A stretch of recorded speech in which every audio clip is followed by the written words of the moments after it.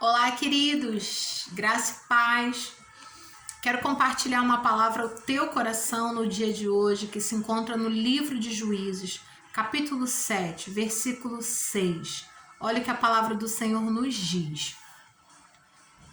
O número dos que lamberam a água, levando-a à boca, foi de 300 homens. Todos os demais se ajoelharam para beber água. Versículo 7. O Senhor disse a Gideão: com os 300 homens que lamberam a água, livrarei vocês e entregarei os midianitas nas suas mãos. Aleluia. Somente até aqui. Queridos, o Senhor trouxe ontem essa passagem ao meu coração e hoje eu estava meditando sobre ela, procurando mais compreensão e revelação. A palavra do Senhor, ela se renova a cada novo dia, a cada nova manhã, amanhecer. Amanheceu, a palavra do Senhor se fez nova. Ela é renovável, ela nunca é esgotável, ela se renova a cada novo dia. Por isso, queridos, é tão importante podermos estar meditando sobre a palavra do Senhor. Todas as vezes que nós lemos a respeito de um texto, ainda assim a revelação não se esgotou. E enquanto eu estava meditando sobre esse capítulo, alguns pontos me chamou a atenção de uma forma diferente. A primeira é que haviam 32 mil homens que foram recrutados para a batalha, para livrar o povo de Israel das mãos dos medianitas, né? Logo no início do capítulo 6, se você ler, você vai conferir que Gideão estava malhando trigo no lagar, né? Não vou entrar aí, mas também tem uma revelação, né, do Senhor, né, sobre isso que eu vou falar hoje. Mas ele estava malhando o trigo no lagar. Ele estava fazendo esse trabalho, por quê? Escondido. Porque os medianitas, eles eram como gafanhotos. Eles vinham, destruíam a plantação e o povo estava passando por um momento muito difícil e delicado. No tempo de Gideão, o povo estava sobre escassez, vivendo sobre fome, vivendo um tempo de fome, porque tudo que eles tinham, as plantações deles, o povo midianita estava comendo tudo. Era como um gafanhoto, destruindo tudo pela frente. Ainda para não bastar, eles se uniram a outros povos e se reuniram para batalhar contra Israel. Israel levanta um homem chamado Gideão, ao qual ele vinha de uma família, de uma raiz idólatra. O seu pai, ele tinha levantado um altar, né, um altar ali para Baal e para Azera. Azera era um poste ídolo que era colocado ao lado. Então as pessoas entregavam sacrifício nesse altar. Esse homem de uma casa idólatra é levantado pelo Senhor para resgatar o povo de Israel. Olha que interessante. Deus escolheu uma prostituta para esconder os espias. Né? A gente vai conferir lá em Josué.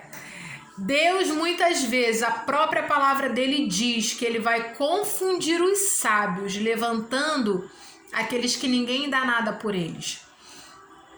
E daí ele chama Gideão. E Gideão, quando se vê mediante a grandiosidade do seu chamado, ele fala assim: mas Senhor, eu sou o mais pequeno da minha casa, da minha prole. A minha tribo é a menorzinha de todos. Ou seja, tão coitadinho, né? Aí Deus fala algo para ele que eu acho muito interessante. Deus diz assim: Gideão, vai nessa tua força. Querido, será que o olheiro pode, o vaso pode dizer para o olheiro qual é a finalidade que ele tem qual é a finalidade dele? Quem sabe a finalidade do vaso é aquele que criou o vaso. Quando Deus ele chama Moisés, Moisés fala a mesma coisa. Então, o que eu quero dizer com isso? Em alguns momentos da nossa vida, nós fazemos como Moisés fez e como Gideão fez. Nós nos achamos incapazes para cumprir aquela tarefa determinada pelo Senhor. O Senhor, ele não chama quem não pode estar efetuando aquela tarefa. O Senhor não vai chamar quem não pode cumprir aquela tarefa. E aí, de 32 mil homens, 10 mil restaram. Desses 22 mil que voltaram para suas casas, olha a característica dos que foram excluídos: pessoas tímidas e medrosas. O Senhor não conta com ninguém tímido e medroso para uma batalha. O Senhor conta com os corajosos. O Senhor chama os corajosos para a batalha. A palavra do Senhor é interessante isso, né? A palavra do Senhor adverte que em um dos capítulos do livro de Apocalipse, o Senhor fala: não herdará o reino de Deus os tímidos. E isso nos assevera que a timidez, o Senhor exclui aquele que é tímido, porque a timidez, ela impede com que nós venhamos realizar aquilo que o Senhor tem nos chamado para fazer. E então sobrou 10 mil. Desses 10 mil que sobraram, 300 restaram. De 10 mil foram sendo tirados, né, homens, ou seja, 9.700, e só sobrou 300 homens.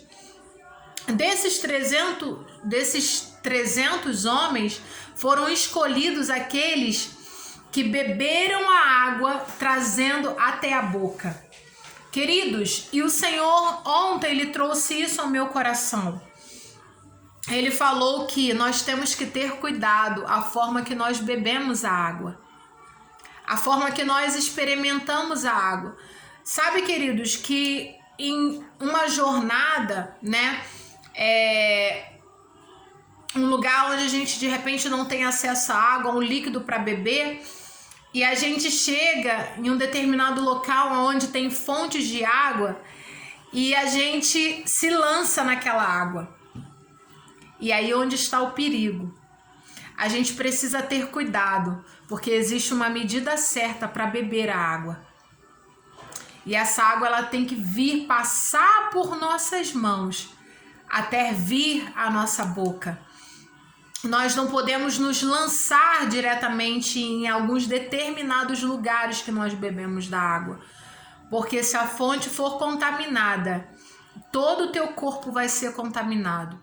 Quando nós bebemos de medida em medida, o próprio Espírito diz a quantidade de água que nós temos que beber.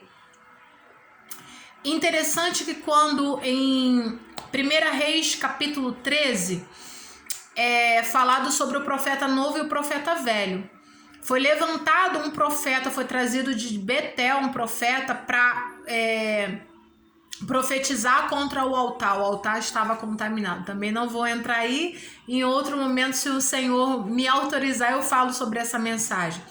Mas essa mensagem também é muito poderosa. Ela tem uma revelação poderosa. E o Senhor, ele dá a ele uma instrução. Ele fala 3 coisas para o profeta novo. E essas 3 coisas que é falado, essas 3 instruções, livraria ele da morte. Primeira instrução: não beba da água.